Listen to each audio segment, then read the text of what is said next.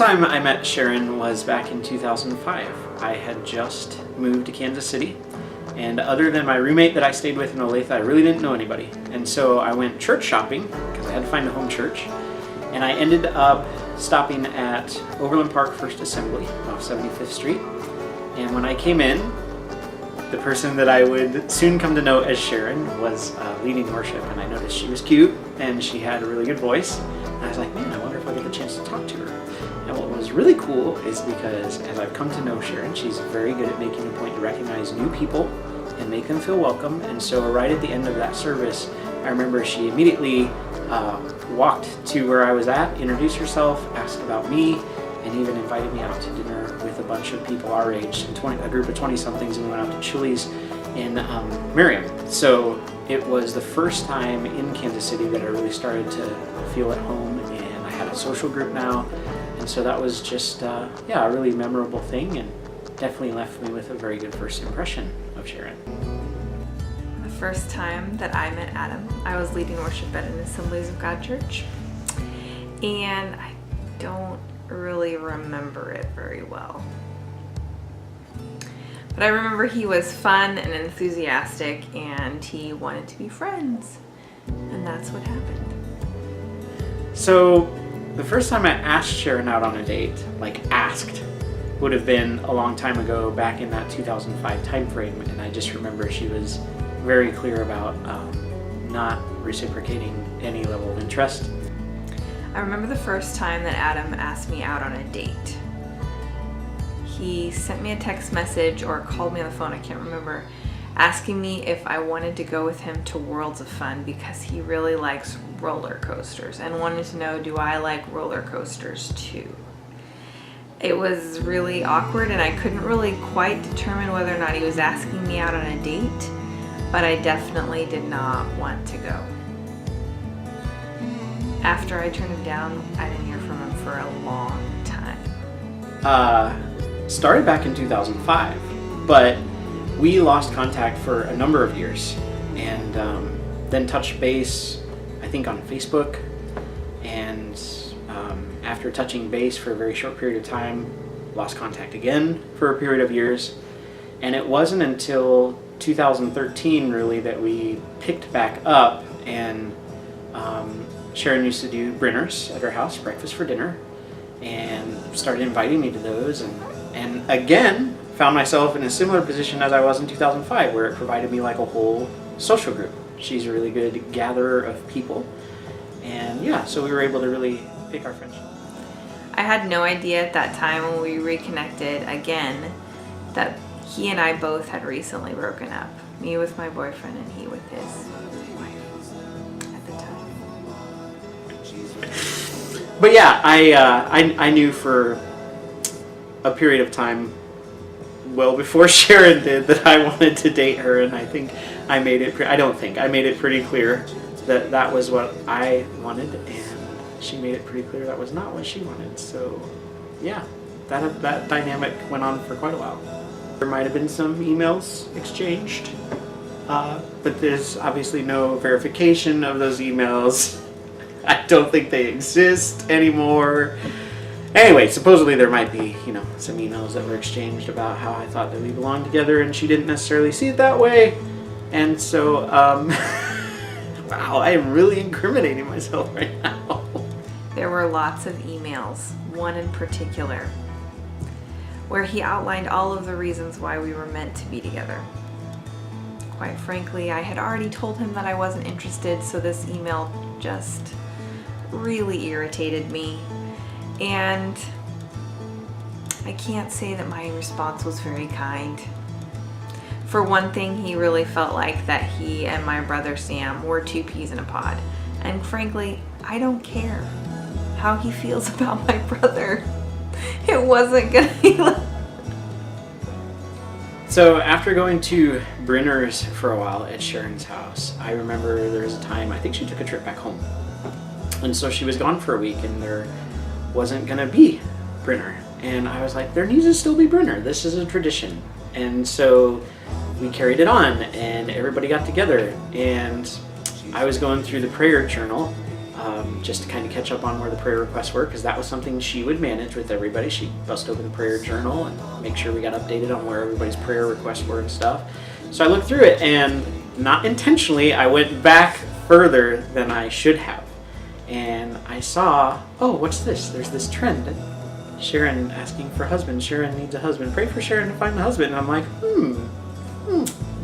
might that be me?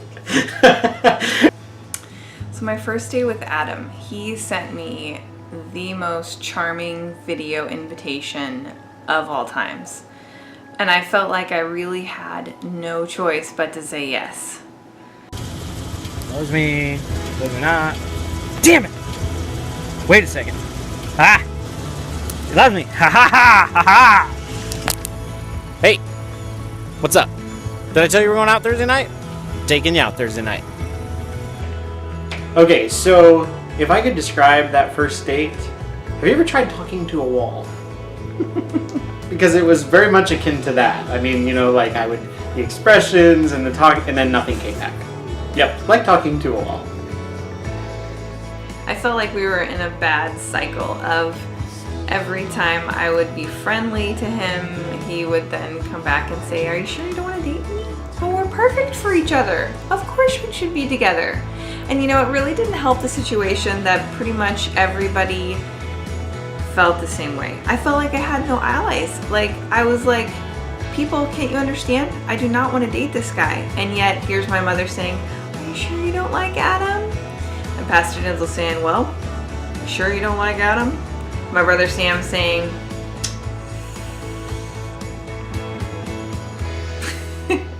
I felt like I really just didn't have a chance, And then there was this time we went to lunch with Nell after church. And I remember being at lunch, and Nell told Sharon, "God told me that I can stop praying for you about a husband," which I was thinking to myself, well, of course he can, I'm right here. But Sharon didn't feel that way at that time, and I remember seeing the look of disgust on her face as I looked across the table and saw her response to what Nell had said, so that was pretty cool. So I went out on a lot of first dates. Let's see, Plenty of Fish, Tinder, Christian Mingle, briefly, eHarmony. I definitely worked the online dating circuit for quite some time. Lots of first dates, not very many second dates, and very, very few third dates. And I read books about dating, and I went to see a therapist about dating. None of them made me better at dating, actually. Well, after that, he left me alone for like a whole year. I hardly heard from him. Like, he didn't call, he didn't text, and he dated other people, like for real. And it just gave me the space that I needed to really consider him. Once I decided that I was interested in Adam, I knew that I had to let him know. So I thought, in true Adam form, I could write him a lengthy email outlining all of the reasons why we should date. I thought I could send him a text message. I could call him on the phone and tell him how I really feel. Or I could resort to shameless, obvious flirting. And that's what I did. It took him a long time to catch on. And it was actually really funny, and I felt inconvenient that in July of 2016, when Sharon started expressing some interest, I actually at that point had, I wouldn't say been dating, but had informally been hanging out with some other young ladies, and I actually had like 3 eligibles, and I told her about this. And I was actually kind of disappointed because I was looking forward to the chance to date a bunch of people, and then it didn't happen. But it turned out to be a really cool thing, and once we started seeing each other, going on dates, spending more time together, that best friend that I had seen, perceived in her, really was coming out. And my prayer had always been that God would send me a man who would complement my strengths and weaknesses. I wanted to be with someone who made me better, than I could have been on my own. Someone who challenges me, someone that I could challenge. That was my dream guy. Prayer really has been a focal point, even since way back when I was really interested in her and she wasn't in me. I have prayed consistently, and I know that she has too. And my prayers were more directed at Sharon a lot of the time, whereas I think her prayers were more just, God, you know, whoever it is that you have for me. And so prayer has been a huge thing, and since when we started dating too, we've made it a point that we pray together regularly. And so that dynamic and that aspect of our relationship is so unique to any of the relationships that I've ever been in. And so, you know, God's right there with us as we go through this together. The thing that I've always appreciated about Adam is his friendship. That's his most attractive quality to me. And even throughout the years, no matter what our status was or a situation, we were always really good friends. He was someone I could talk to and someone I trusted. I knew if I got married again that Sharon was the person I wanted to marry a few years back. Really just in doing worship team together with her, like I just thought to myself, this is a godly woman. This is the kind of woman that I need in my life as my partner to do life with.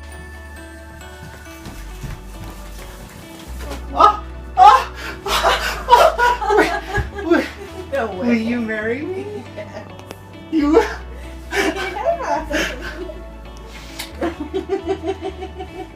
That better be real.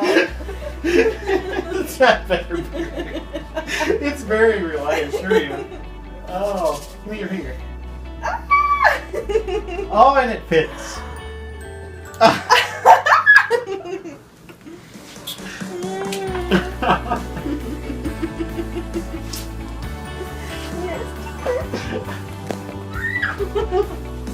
Thank you. It's true. Adam feels like I waited a long time to say yes. But I look back on those 12 years that we've known each other, and we've both grown and matured so much in that time. And God was at work in both of our lives, leading us and directing us. We made very different choices and went down very different paths. But the amazing thing is that God was at work in both of our lives the entire time, making us right for each other, ready for each other.